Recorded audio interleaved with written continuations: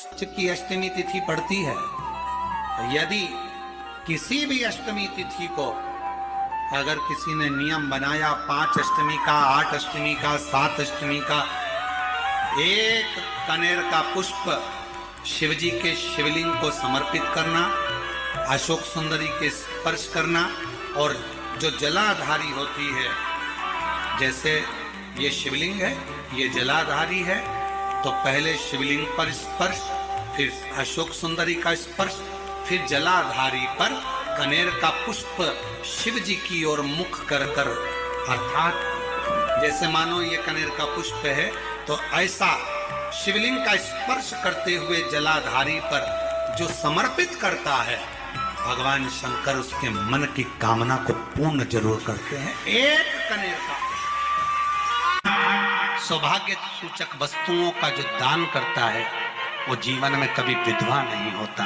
महाराज वो 8 वस्तुएं बताई हैं। पहला कुमकुम,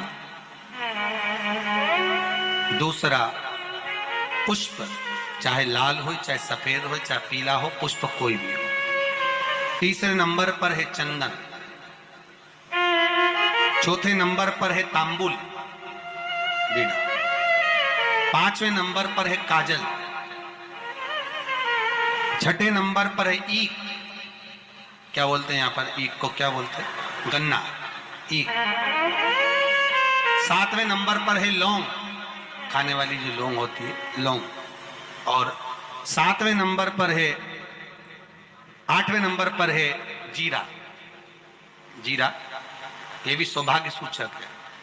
कहते हैं चैत्र महीने की तृतीया तिथि को बिना नमक का भोजन कर कर, सुबह बिना नमक का भोजन करें, एक समय फलाहार करें बिना नमक का, और तुला दान के बराबर एक पलड़े में अपन बैठकर 8 वस्तुएं तुला की रख कर जो दान दे देता है, वो नारी कभी विधवा होकर नहीं जाती, 7 जन्म तक अखंड सौभाग्यवती रहती है। कि जिंदगी में कभी जीवन में अगर ऐसा लगे कि बहुत दुख है, बहुत तकलीफ है, बहुत कष्ट है, एक बेलपत्र अपने हाथ में रखो,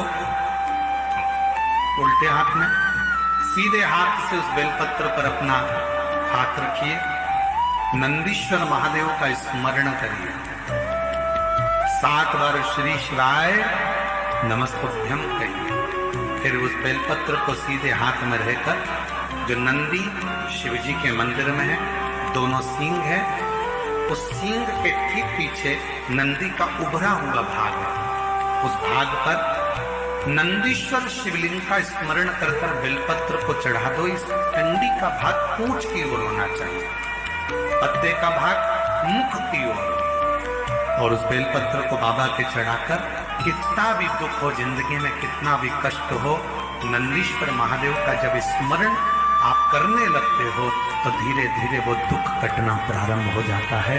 आपकी जिंदगी में कभी जीवन में अगर ऐसा लगे कि बहुत दुख है, बहुत तकलीफ है, बहुत कष्ट है, एक बेलपत्र अपने हाथ में रखो,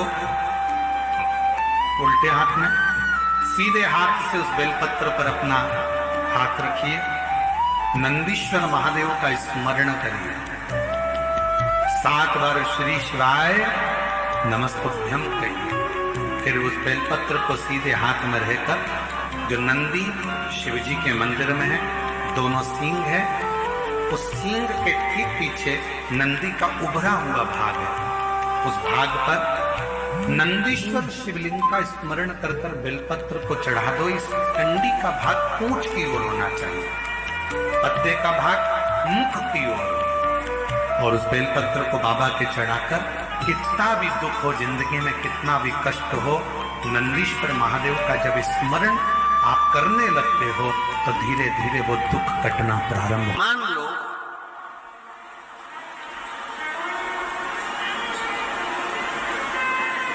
अगर 8 स्थान शरीर के हैं, अष्टवक्रेश्वर महादेव का वर्णन करते समय इस बात का स्मरण रहे, 8 स्थान शरीर के ऐसे हैं जहां का तकलीफ स्वयं अष्टवक्रेश्वर महादेव का 1 लोटा जल अपने नजदीक के शिवालय में चढ़ाकर भी अगर पीलोगे तो वो 8 जगह की तकलीफ अष्टवक्रेश्वर महादेव समाप्त करते जाते हैं।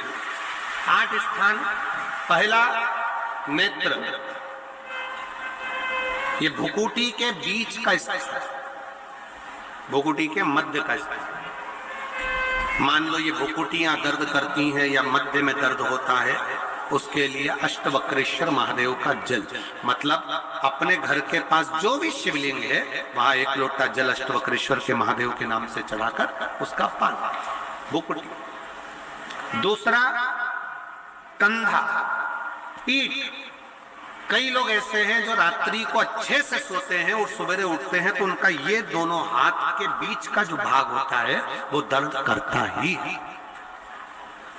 उस समय पर अष्टवक्रेश्वर महादेव का स्मरण,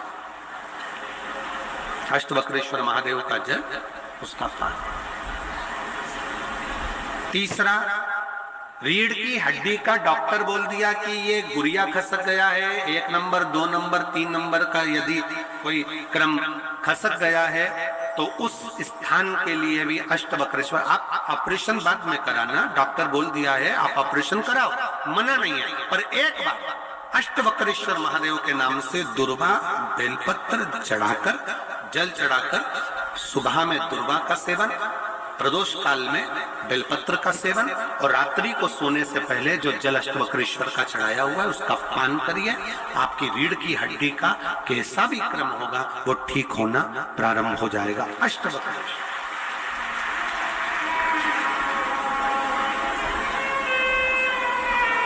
अष्टवक्रेश्वर।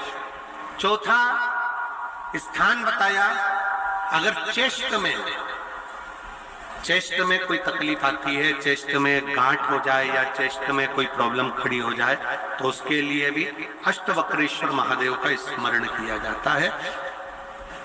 2 छोटे छोटे पात्र में जल लिया जाता है, दोनों पात्र का जल एक साथ शिव पर छोड़ा जाता है। चेस्ट के लिए दोनों पात्र का जल छोड़ा जाता है और उस जल का पान नंदी के पास बैठकर किया जाता है अष्टवक्रेश्वर नाम से।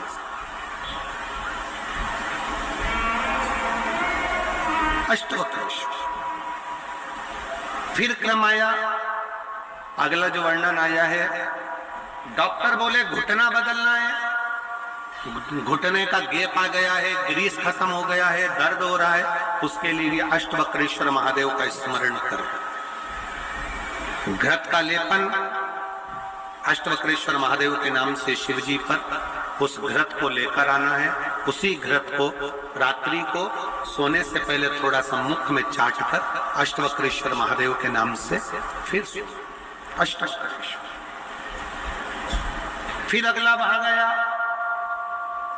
अष्टवक्रेश्वर के अंतर्गत यदि इस गले से जुड़ा हुआ कोई रोग उत्पन्न होता है तो भी अष्टवक्रेश्वर का ही स्मरण किया जाता है। जल का पान अष्टवक्रेश्वर। और 8वें स्थान के रूप में जो पिड़ली के घुटने से नीचे के जो भाग होते हैं उसके लिए अष्टवक्रेश्वर महादेव पर 7 दुर्वा, 7 बेलपत्र और 7 अक्षत शिव को समर्पित कर कर दुर्वा बेलपत्र का पान 7 दिन तक लगातार उसी भाव में अष्टवक्रेश्वर महादेव का नाम लेकर किया जाए। अष्टवक्रेश्वर। कभी अगर मौका लगे, शिव की करुणा हो जाए, शंकर की दया हो जाए, आप लोग कभी बद्री विशाल जाएं दर्शन करने के लिए, ऋषिकेश हरिद्वार तक जाएं तो श्रीनगर गढ़वाल से सुंदर कोहला गांव से 10 किलोमीटर की दूरी पर 8 किलोमीटर दूर तक गाड़ी जाती है, 2 किलोमीटर दूर तक पैदल चलकर आप जहां पर बैठकर स्वयं अष्टावक्र जी ने भगवान शंकर के शिवलिंग की स्थापना कर आराधना करी, ऐसे पवित्र स्थान का दर्शन कर अपने जीवन को धन्य बना सकते हो। बोल अष्टावक्रेश्वर महादेव की। 3 महादेव के नाम का स्मरण अच्छे से रखिएगा। पहला कुंदकेश, बड़े से बड़ा रोग हो जाए, दवाइयां डॉक्टर जो दे उसको खाओ, पर साथ में कुंदकेश्वर महादेव का नाम लीजिए, जांच भी कराइए, दवाई भी कराइए। दूसरे नंबर का शंभेश्वर महादेव। शंभेश्वर महादेव भगवान नरसिंह को जब क्रोध आया था, भगवान विष्णु ने नरसिंह अवतार लिया था, और नरसिंह भगवान को जब क्रोध आया था, शिव जी ने सरम्ब पक्षी का रूप धरकर नरसिंह भगवान को अपने पंजे में उठाकर अलकनंदा नदी में ले जाकर डाला था। इसलिए आज भी जब हम बद्रीनाथ जाते हैं, राइट में पुल पे से जाते समय जो ताप्ती कुंड है जिसमें से पानी गर्म निकलता है, उसके ठीक नीचे एक शिला का दर्शन करते हैं। वो शिला नरसिंह शिला कहलाती है और संबेश्वर महादेव का स्मरण किया जाता है। संबेश्वर महादेव क्रोध की संयमितता रखता, चिड़चिड़ेपन को समाप्त करता है संबेश्वर महादेव।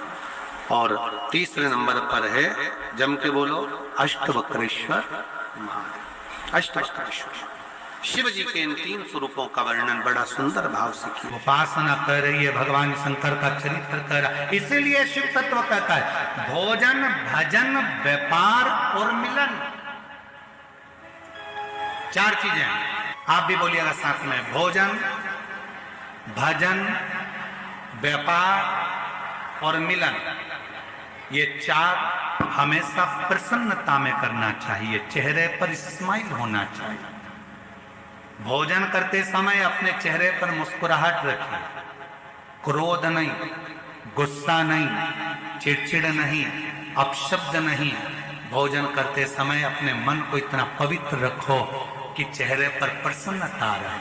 आधे से ज्यादा लोग जब भी भोजन करने बैठते हैं, सास के सामने थाली गई, सास का मुंह भगोना हो गया।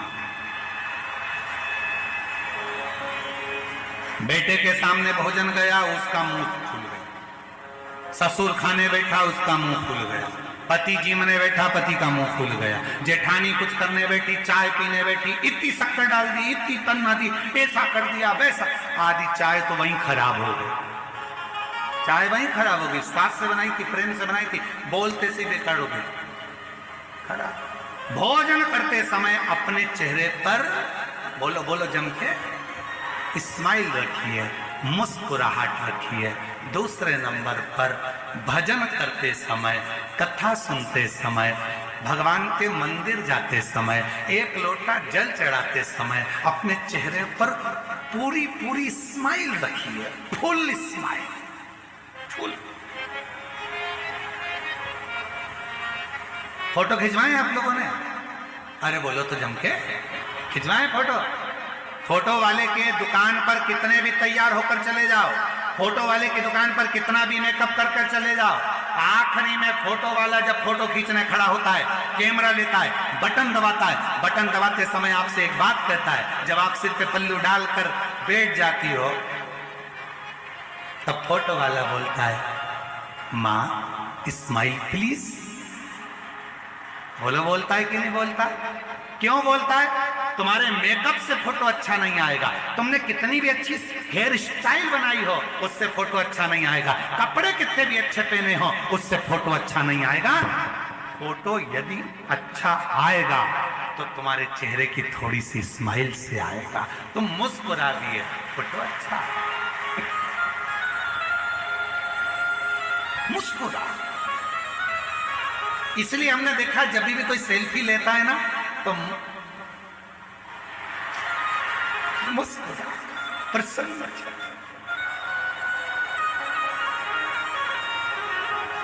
एक बार कानपुर में कथा करने गए थे, तो वहां एक बूढ़ी माता जी डंडा टेक कर, उनका फोटो वीडियो भी बहुत चला है, और अगर नहीं भी चला होगा तो हम आपको कभी भेज देंगे वो बूढ़ी माता जी का। वो बहुत बूढ़ी सी, सफेद बाल, हाथ में डंडा और कांपता हुआ शरीर, और वो हमारा हाथ पकड़कर बोली, एक सेल्फी लेना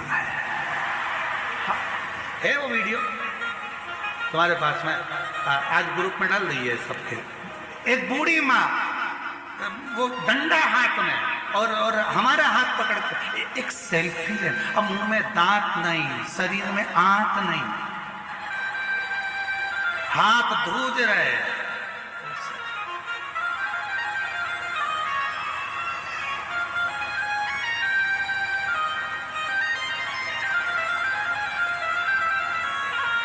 सेल्फी लेते समय स्माइल। तो शिव कथा कर रही है, भोजन करते समय प्रसन्न दिखो, भजन करते समय कथा में जितनी देर बैठो उतनी देर ऐसे मत बैठना किसी ने मार ठोक के बैठ। कथा में बैठना तो बड़ी प्रसन्नता में बैठना। मेरे बाप के घर आई हूँ, अपने पापा से करने के लिए आई हूँ, मैं अपने बाबुल से बात करने आई हूँ, पापा से बोलूंगी, बोला सब दुख काटो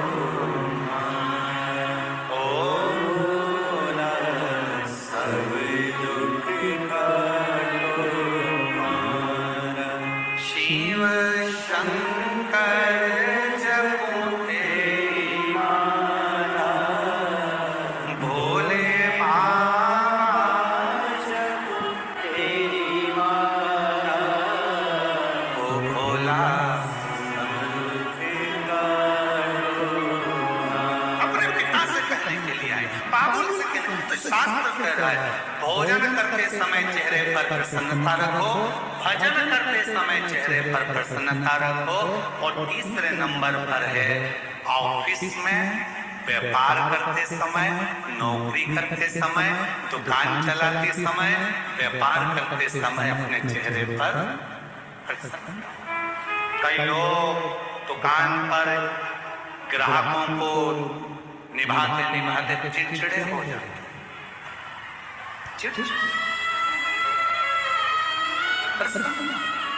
ऑफिस में काम करते समय चेहरे पर प्रसन्नता।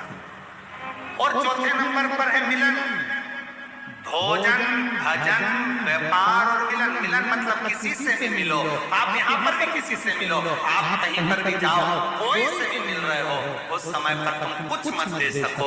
कोई गुलदस्ता नहीं है, कोई माला नहीं है, कोई फूल नहीं है, मिठाई का डब्बा नहीं है, देने के लिए फल की टोकरी नहीं है। तो निवेदन है अपने चेहरे की प्रसन्नता दे दीजिए, उसको स्माइल दे दीजिए।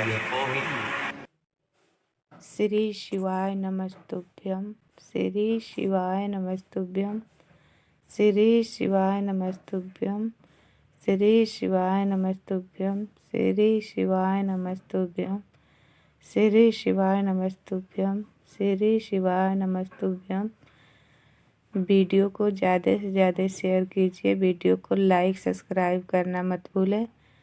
भोलेनाथ सदा सुखी रखे मेरे वीडियो जितने लोग देखते हैं सभी को। वीडियो को ज़्यादा से ज़्यादा लाइक शेयर और सब्सक्राइब करें। थैंक यू जितने लोग मेरे वीडियो